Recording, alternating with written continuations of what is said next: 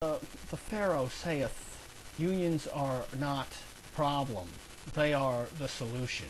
So everybody should be unionized and everything would be utopian. So let it be written, so let it be done. The big three bailout, in case you didn't know, is actually a UAW bailout.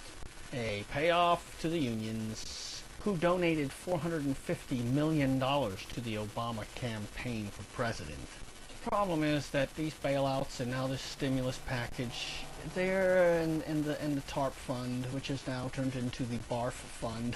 Obama will not get us out of this recession with what he's doing, folks. Why not just cut taxes to all these people, to these companies, corporations like the big three, and to the big banks?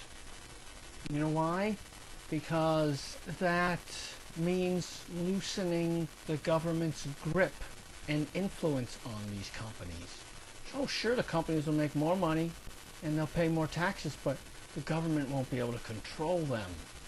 Or really, the socialists and communists in the government, Marxists like Obama, do not believe that if you ease up taxes, that you will stimulate business, because they always say, whenever the Republicans want a tax cut, how much will it cost us? How much is this going to cost? As if, now that they're paying less taxes, they're going to receive less money. They don't understand, and they don't want to understand. They don't want to let it be proven.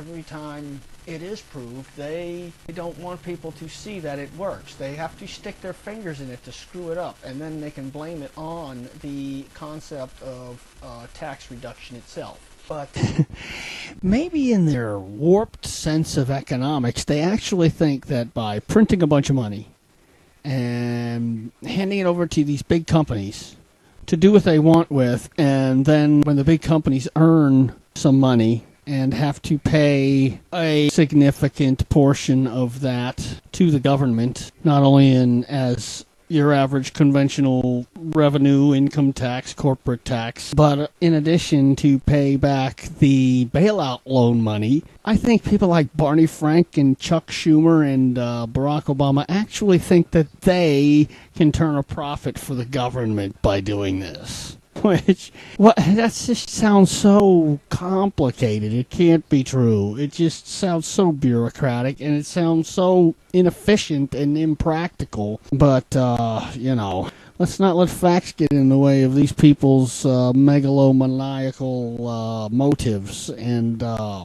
machinations and manifestations of glory to themselves, for themselves. So it's not about getting us out of a recession, if we are even in one. It is about the government taking control, and 20 smaller regional banks in this United States said no thank you to the BARF fund, by the way. The TARP turned BARF. TARP turned to BARF. Stricter cafe standards that Arnold is so happy about and all these other governors. See, it's another liberal hypocrisy. Is they're all about state rights if it comes to stepping on businesses' toes and corporations and forcing their states to unionize, or when their states want stricter environmental standards. But when it comes to stuff like abortion and guns, oh man, and education, the federal government has to take over in those respects. Whenever it's about a chance for the federal government to get bigger, the liberals are all about federal government over states. When it's all about states making it hard on national and international big companies, the feds are all about letting the states take over. If it's about the states getting more power, like having more people with more guns inside the state, oh man, they don't want that. Or if it's about protecting some kid so that he can be born someday, the government don't want that either, because the liberal government has no regard for your life or any others. They want to control health care. And if you can't get an abortion and they can't, pay the dollars for one, if you can't afford one, then they have less power.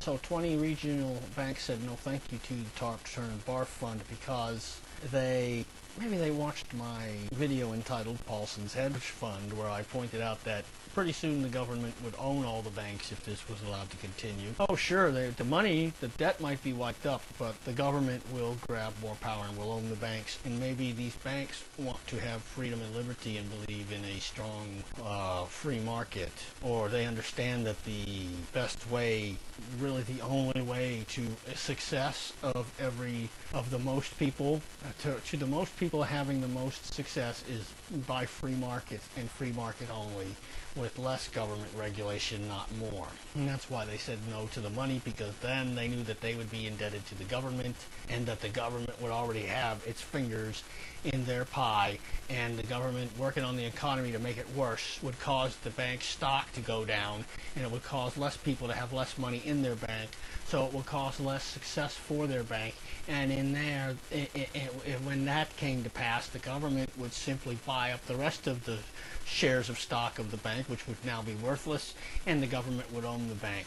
And then who knows what would have happened next. So these companies were smart to do that. All right.